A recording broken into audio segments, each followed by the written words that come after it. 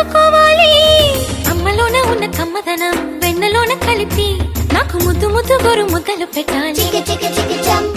ప్రేమలోన ఉన్న తీయదనం ప్రేమతోటి తెలిపి చిన్న తప్పు చేస్తే నన్ను తీయక తిట్టాలి.